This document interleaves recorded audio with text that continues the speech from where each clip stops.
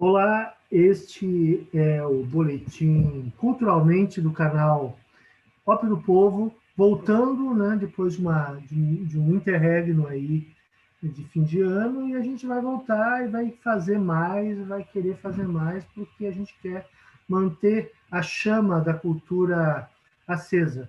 É isso aí. Comigo, eu sou o Luiz Antônio Giron, aqui está o André Solito, meu parça antigo aí, né, já Sim, uma década de parceria, e a gente está aí para dar para vocês fazer os comentários de cultura, não é isso, Solito? é isso mesmo. E como o cenário ainda está bastante incerto para 2021, a gente vai continuar consumindo muita cultura de casa, né? Exatamente. E também tem esses modelos, e isso que está mudando aos poucos, né? Assim como a pandemia está. Nós estamos nos adaptando à pandemia, né? E as mutações estão acontecendo, nós também estamos vivendo mutações culturais, né? Sim, Por exemplo, tem plataformas aí, tem projetos que são assim, híbridos, né? Tem a coisa, tem a apresentações ao vivo ao mesmo tempo presenciais, ao mesmo tempo online, né? E, principalmente no teatro, né? As lives de show que desapareceram um pouco, a gente pode até comentar no final, é né? verdade. É isso então. E a gente, bom, o nosso diferencial você sabe, né? Você que nos acompanha, a gente não só faz uma lista de lançamentos, a gente comenta, a gente assiste, a gente examina e a gente debate e a gente analisa, né? E É isso interpreta. mesmo. Oferece para vocês uma interpretação, né? Com alguns dados que a gente acha importante, né? Sim, Então é isso, vamos tocando. Como é que a gente... Nós temos cinema aí, né? Começa com cinema, é isso? isso Ou mesmo. vamos A começar... gente tem uma dica que vai estrear, na verdade, na semana que vem, mas a gente quer comentar porque é um dos lançamentos que promete começar aí o calendário de 2021, que é a versão live action, se a gente pode chamar assim, de Pinóquio, né? Feita pelo Matteo Garrone, que é um cineasta italiano que tem feito algumas das produções mais comentadas assim pela crítica nos últimos anos, né? Como a Exato. adaptação de Gomorra, o livro sobre a máfia que o Roberto Saviano escreveu. E aí ele vai lançar agora essa versão de Pinóquio com o Roberto Benigni, né? Que vai mostrar uma versão mais crua, assim, do Pinóquio, levando em conta um contexto ali da pobreza e não sei o que é uma detalhes que foram absolutamente escondidos na versão que a gente conhece da Disney, né? Exatamente. A Disney tem aquela capacidade de capturar a imaginação das pessoas, né, do grande público, mas ao mesmo tempo embotar, né? Você fica embotado naquilo. E é isso, a Disney é maravilhosa, faz coisas maravilhosas. Eu visitei a Disney algumas vezes. São equipes de artistas incríveis, mas eles seguem modelos. E esses modelos embotam a nossa imaginação, capturam e embotam a imaginação.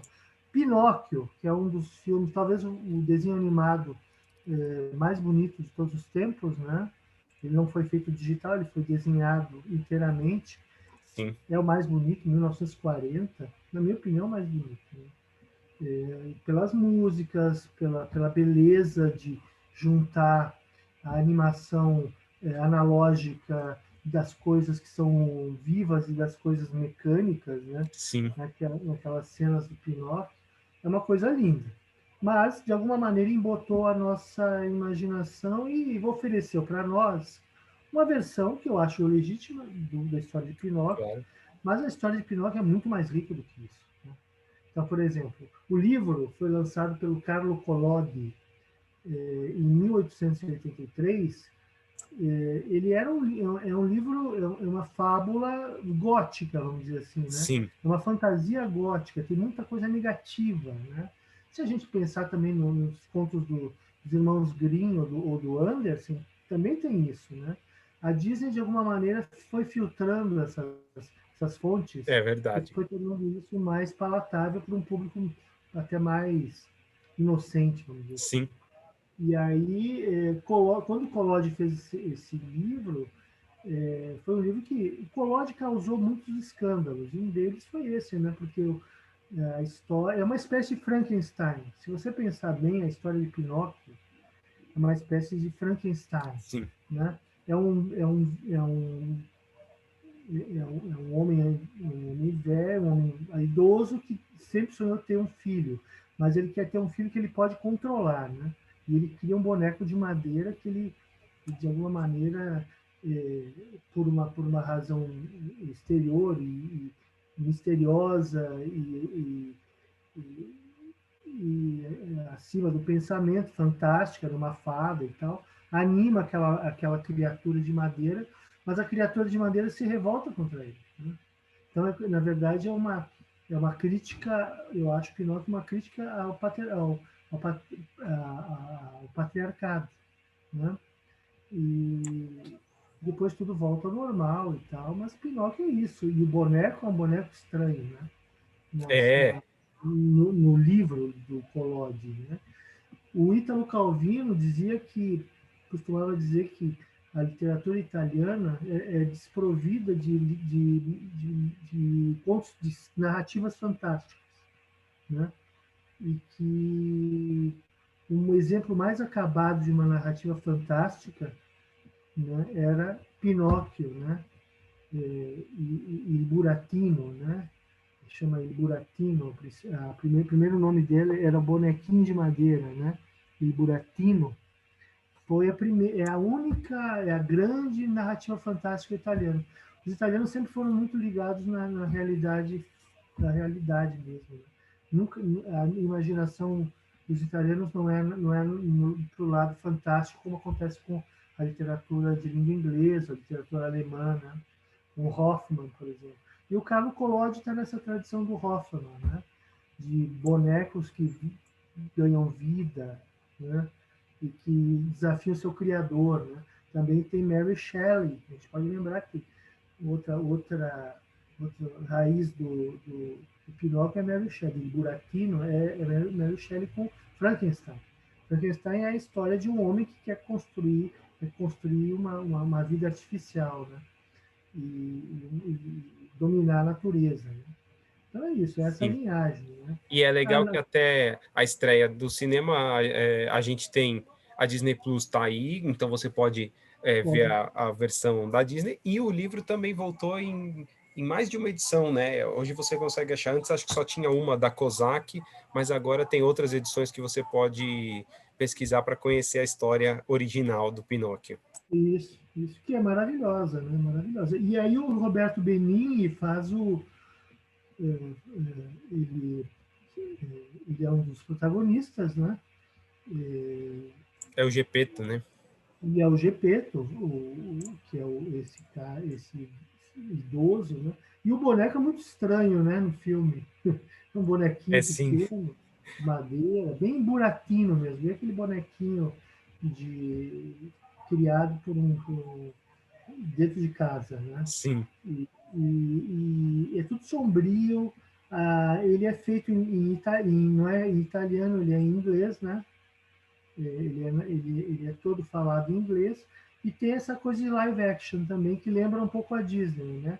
Então é a conferir, né? Vamos é conferir. isso aí. Ele estreia agora, né? Na semana, não é isso? Isso, na semana que vem.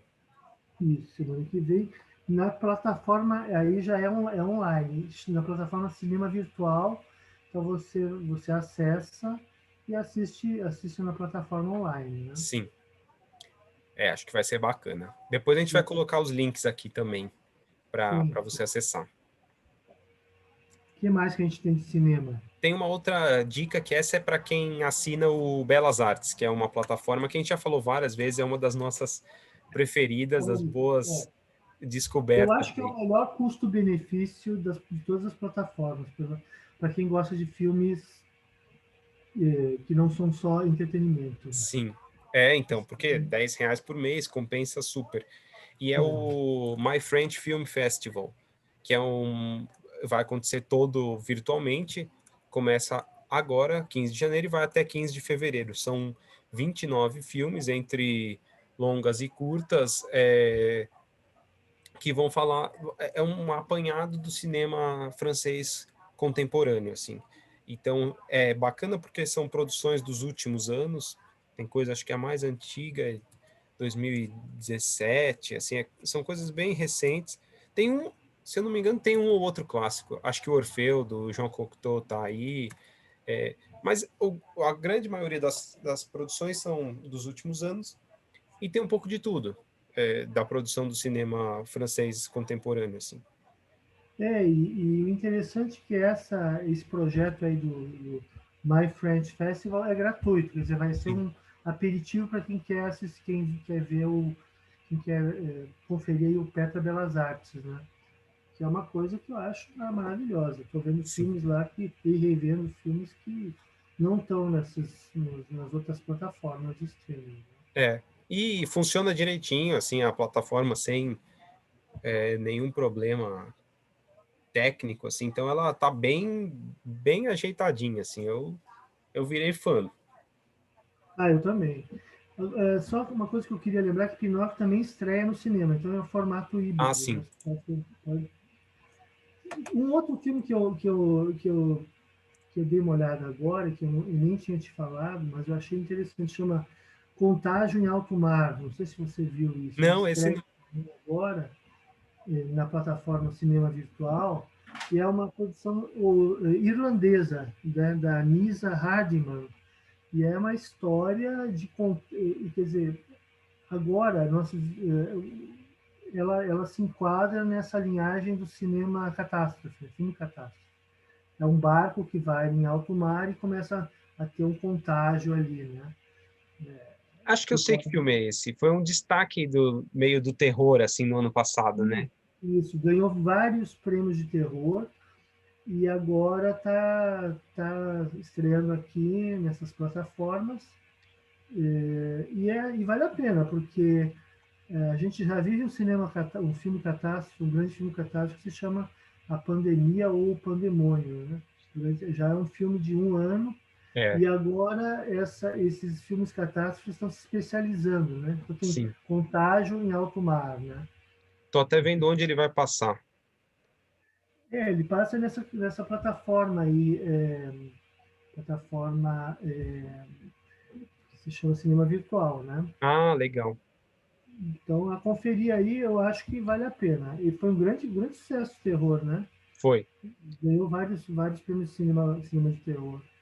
Eu vi que é um bom exemplo da produção do Reino Unido de terror que tem ganhado uma força aí nos últimos tempos. E irlandesa, né? Sim, O filme irlandês, ele tem aquela... Ele é mais sinistro, assim, é, né? Não é aquela coisa edulcorada do cinema americano, né? Do cinema sim. catástrofe. Então, acho que vale a pena. Boa Nós dica. temos streaming também, né? Sim, é uma dobradinha de novidades aí que a gente De separou. séries, né? É, na HBO, eles estão estreando a nova temporada de Batwoman, que vai estrear agora dia 29. É uma das séries de heróis, assim, do universo da DC Comics, que, que tem dado certo, assim. A gente tem visto que no cinema a DC ainda dá uma decepcionada, assim, né? Mas nas séries até que tem umas coisas interessantes. E acho que esse é um bom exemplo de produção baseada nos quadrinhos da DC que faz jus, assim, um pouco à história original. Uhum. Então, essa é uma dica para quem curte séries de quadrinhos. Batwoman na HBO, a segunda temporada estreia dia 29 de janeiro. E o destaque é a protagonista, a Batwoman, que como é que é o nome da atriz? Já vi Jay, Lyle. isso, Jay Vitzer. Jay Vitzer? É, Não. Ela é muito boa, né? E ela já vi faz, Leslie. é muito interessante. E ela é uma atriz negra, né? E isso dá aquele toque contemporâneo, né? Sim. De espírito do tempo a história da Batwoman, né? E é baseado numa série de quadrinhos que é muito boa, da Batwoman. Então, é uma adaptação bem bacana, assim. Ela ganhou, faz uns anos já, mas ela tinha ganhado uma série de HQs que fez muito sucesso de público e crítica e tal. Então, a base, né, dessa série, assim, das histórias também é bem legal dos quadrinhos. E acho que foi até relançada pela Panini por aqui. Sim. E a gente tem a série de maior sucesso no Brasil hoje, de streaming, né? Que passa, porque a Batwoman na HBO, né? HBO, isso. E agora tem essa outra da Netflix que se chama Bridgerton, não sei se você viu, Solito. Bridgerton, que é uma coisa bem curiosa, assim. Eu achei bem interessante. Então, Eu vi que tá, assim, no top, assim, das produções que estão bombando no Brasil agora. E ela isso. chega com o pedigree ali da Shonda, né? A criadora de... Da Shonda Rhimes É, e produtora Shonda Rhimes. Então, tem umas inovações muito interessantes, né? Acho que a principal delas é misturar, naquele contexto, a história se passa em 1813, na Inglaterra, né? E é no contexto da regência, né? No contexto da regência, 1813, ali naquele momento de mudança de costumes e tal, então tem muita coisa interessante. E ela mescla, né? A Shonda Rhimes é a produtora executiva. Existe uma mescla entre atores ingleses, brancos e negros, né? O que dá um estranhamento muito grande. A rainha é uma negra, né? O principal cara, ele é o Simon Bassett, que ele é o Duque de Hastings, ele sim. é um ator de Botsuana chamado René Jean Page, ou Page. E Ele tá bombando também, né? Nas redes. é Page ou Page, não sei, a mulherada está apaixonada por ele, é bonitão e tal, né? E ele é o galã Sim. dessa série, né? E ele faz par com a Daphne Bridgerton, que é a Phoebe Dynevor, que é uma atriz também bonitinha e boa atriz também inglesa. Né? Os dois são ingleses, ele é inglês de Botsuana e ela é uma inglesa típica. Né? Então fica essa mescla e causa um estranhamento muito grande. Né? Um duque é um negro, né? Um cara. Então, mas aos poucos você vai desestranhando, né? Vai achando interessante essa mescla, né? Porque não é um filme fiel à época, porque não teria essa mescla de negros e brancos, né? Não teria, né? É um E jeito ficou contemporâneo de contar essa história, assim. eu acho que podia ter até mais diversidade, né? Étnica, podia ter outras etnias, mas a Shonda quis fazer justamente criar esse choque cultural, né? Então a gente vê umas mulheres negras falando como britânicas da época da regência, ou aquele jeito assim refinado, tal. Muito legal, achei. Agora, claro, o enredo é um enredo plastificado, assim, vamos dizer Uhum. assim. É um pouco calcado na Jane Austen, né? Que é aquela coisa de meninas casadoras atrás dos rapazes na alta sociedade londrina, né? Não é o caso. A Jane Austen fazia isso, ambientava isso no interior, né? No interior, na zona rural ali no campo ali inglês, mas esse se passa na Inglaterra. E aí é essa história, né? Um duque que aparece lá e causa furor, e as meninas que são apresentadas à rainha, né? E buscando o marido. E o que chama mais atenção, né, nesse enredo lembra um pouco aquele filme de 2016, eu acho, 2006, 2016, né? Que é Orgulho, Preconceito e Zumbis, né? Sei. que tem, que tem tem as mulheres que, que são as garotas lá da família, lá da Jane Austen, chama Mashup, né? Uhum. Elas lutam, elas são ninja, né? Elas têm a técnica ninja, então elas defendem a casa, uma coisa maluca. E aqui também tem isso. Então, por exemplo, a menina, a Daphne Bridgerton, que é uma menina estreia tem 15 anos, estreia na sociedade. Ela é cercada de homens, de nobres que dão em cima dela, né? Tem o pretendente dela. Chega um momento que ela dá um soco no cara e o cara cai, desmaia, né? Que é um pretendente que ela não gosta, né? Uma coisa totalmente fora de propósito. Ao mesmo tempo, tem um outro sinal do zeitgeist, assim, dessa série, que é esse preciosismo com os, os figurinos e com a cenografia e com a reconstrução histórica, né? É muito bonito. Então, vale a pena ver toda. É aquele tipo de filme que as pessoas ficam felizes de estar naquele cosplay do passado, né? Se vestindo aquelas plumas, com aquele modelito da regência, né? Da época da Jane Austen. Então, Aham. vale a pena. É uma série que vai ter continuação, porque ela faz parte de uma série de romances da Julia Quinn, que é uma autora americana, né? E já está é uma série chamada Bridgerton, que está com 9 volumes, que é um dos Sim. best-sellers mundiais, né? De literatura chick lit, né? Das garotas e tal. E tá sendo publicado no Brasil com grande sucesso também, né? Bridgerton. São 9 volumes, né? Sim. Então, uma série que promete ser infinita. É isso Mas é aí. para quem gosta dessa coisa doce, suave, né? Chick lit e cinema também, chick movie, É né? isso aí. Bom, o que mais a gente tem? Temos teatro. Tem teatro também, dobradinha de sugestões, assim.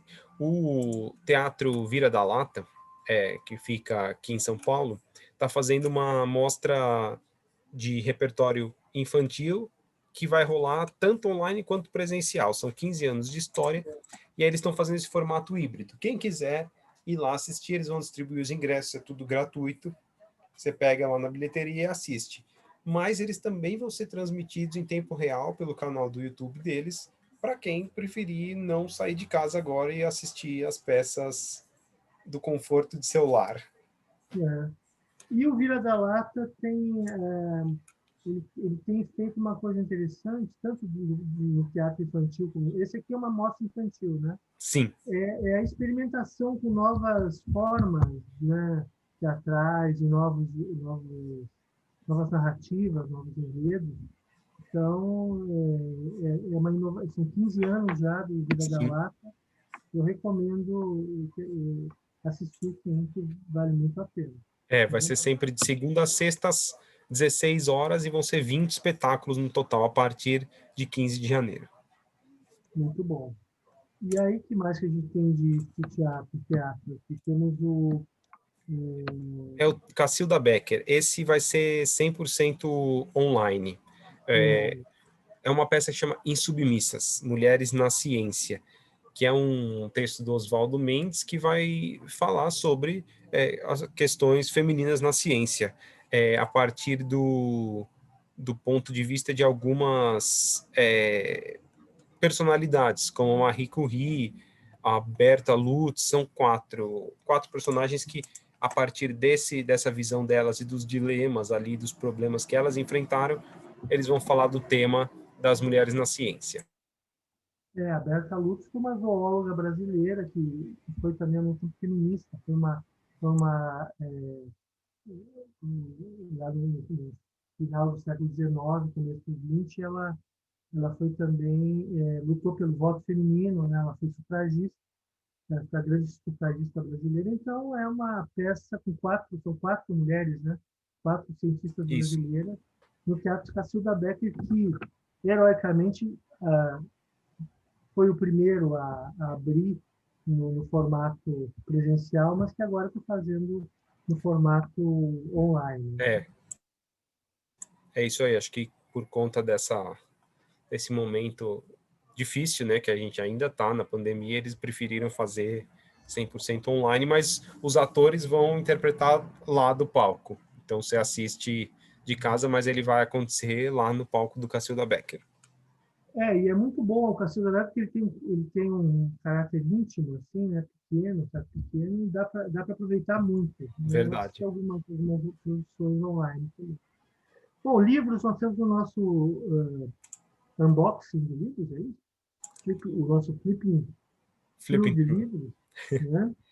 Que é esse livro aqui, ó, O Esplêndido e o Vil, do Eric Larson, que apesar do nome americano, não é um novo Stieg Larsson, aliás, ele é bem mais velho que Stieg Larsson.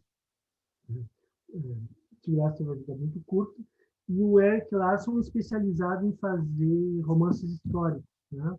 E ele não tem facilidade, ele faz uma pesquisa maravilhosa, já falou sobre Thomas Edison, falou já abordou vários livros, ele tem vários, é muito bom, ele é muito direto, muito bom. Esse livro aqui, O Esplêndido Review, conta a história do Churchill, Winston Churchill, do primeiro-ministro inglês, entre 1940 e 1951, ou seja, o período mais difícil da história inglesa, né?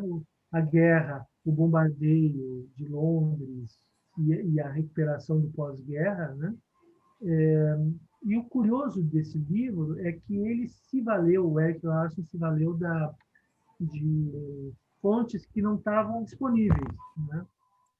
Assim, eu até falei de uma biografia aí sobre o Churchill, bem interessante.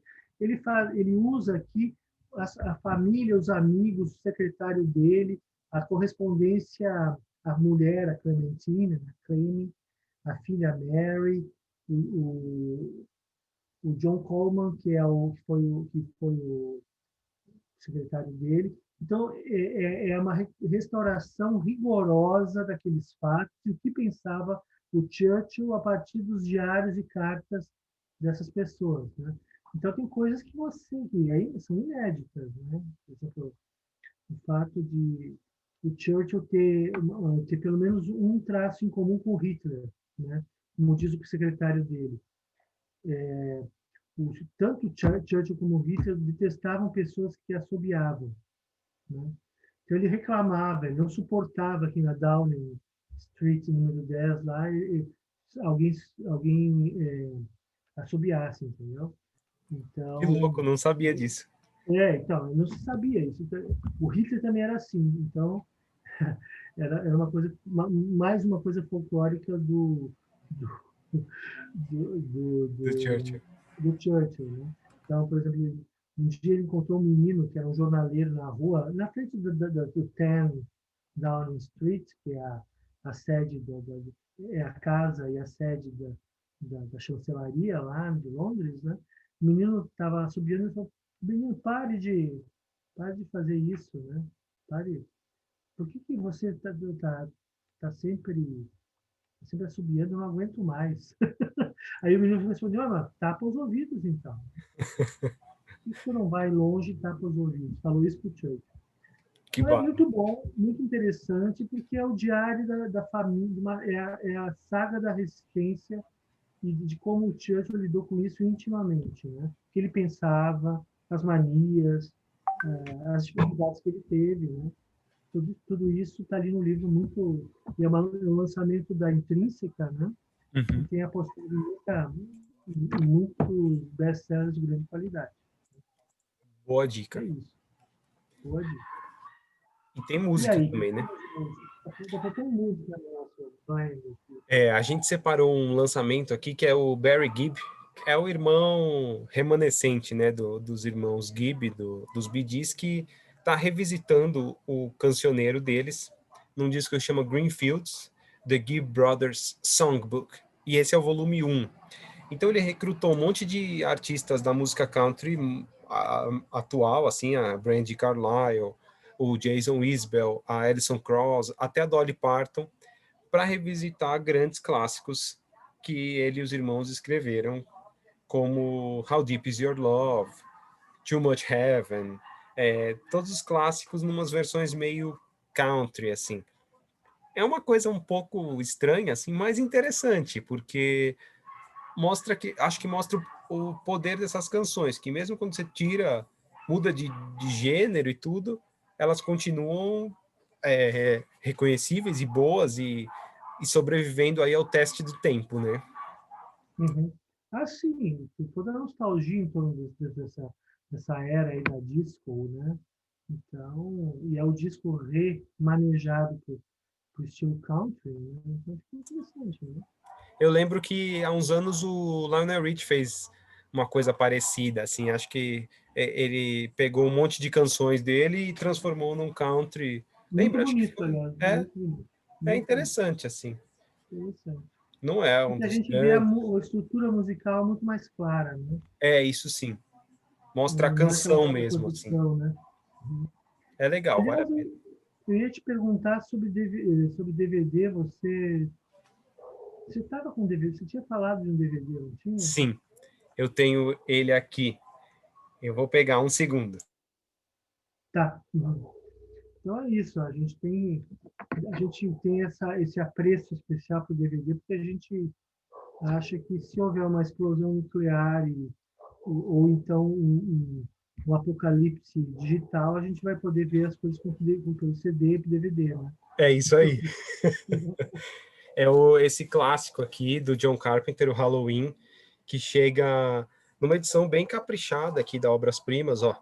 Depois do Flipping Through, agora a gente faz o unboxing do. Unboxing. É, uma edição que eles têm feito. Eles começaram a lançar no ano passado, umas edições bem caprichadas, assim, em Blu-ray. Olha só.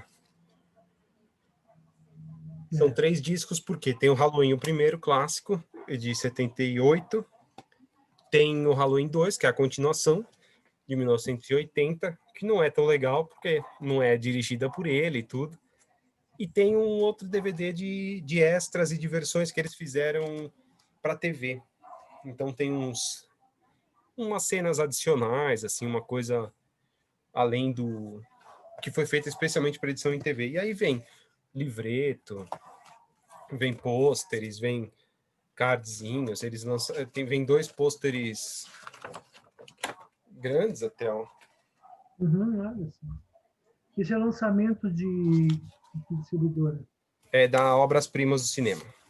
Obras-primas. Então eles têm feito outro. O que eles já lançaram? Ah, o Lobisomem Americano em Paris, que a gente.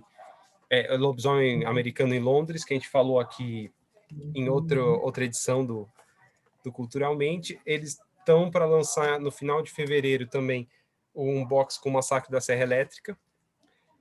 Lançaram também o Pianista, do Polanski, numa edição assim, numerada. Ó, cada edição é individualmente numerada.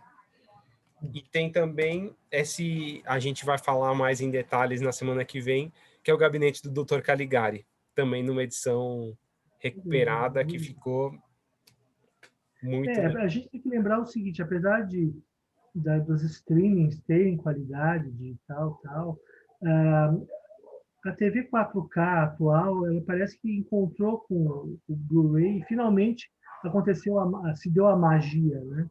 A Sim, magia da alta definição aconteceu agora, no encontro de uma coisa que era mais antiga, coisa mais nova. Então, é como se o Blu-ray realizasse nossa ansiedade, nossa ânsia por ter uma alta definição mesmo, que é muito é, melhor do que no streaming. Claro que sim, é, né? sim. Não Eu tenha troquei dúvida de que TV é isso. recentemente para uma 4K e, nossa, a diferença, dá vontade de reassistir tudo que eu tenho em Blu-ray, porque a diferença é inacreditável, assim. Casa, né? É a sopa no mel, né? É a sopa no mel. É E ótimo. agora, nesse momento aqui ainda de transição, né? Quando ainda a vacina ainda não aconteceu, que a gente está indo em casa, recolhido, todo mundo recolhido, aconteceu uma ausência aí de alguma coisa, uma falta que, na verdade, preencheu uma lacuna, né?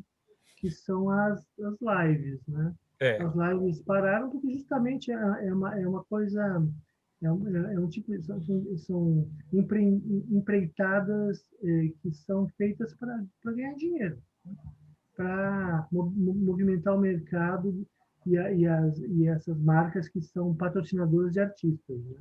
Essa que é a verdade, sim, né? Alguns shows foram bons, algumas lives foram boas, mas agora eles estão de férias, né? Então eles não, é, não se importam muito com o público, né? Se importam mais em apresentar coisa e ver o número de visualizações e tal. Então, a gente está vivendo um bom momento eles estão nos dando uma folga também, umas férias de É, live, e eu espero que sejam férias também eternas, né? é, Você eu acha já que achei, volta ainda? eu achei que já nos últimos tempos já estava dando uma miada, assim, né? Porque perdeu um pouco do sentido e tal. E As pessoas se mesmo, enjoaram, né? é, mesmo se a gente pensar quantas lives realmente legais a gente assistiu ano passado, um punhado só, Bom, né? teve a Tereza Cristina, teve o Caetano, teve o Gil, teve o Alceu Valença, algumas que valeram a Algumas foram pena, né? legais mesmo, é. Agora, os sertanejos ali, bebendo, tomando, tomando cerveja e cachaça durante os shows para agradar o patrocinador, foram lamentáveis, né? É, Espero que não voltem mais. mas Então então é isso, gente. realmente A gente termina por aqui, né, Solito? é isso aí. Alguma recomendação aí para os nossos internautas e telenautas? Sim. Além de se inscrever no canal, fiquem de olho que a gente tem umas novidades aí previstas para 2021 que logo vão estar no ar e a gente conta mais detalhes em breve para vocês. É isso aí. Gente, obrigado por tudo e até a próxima aí. É isso aí. Tchau. Até semana que vem. Tchau.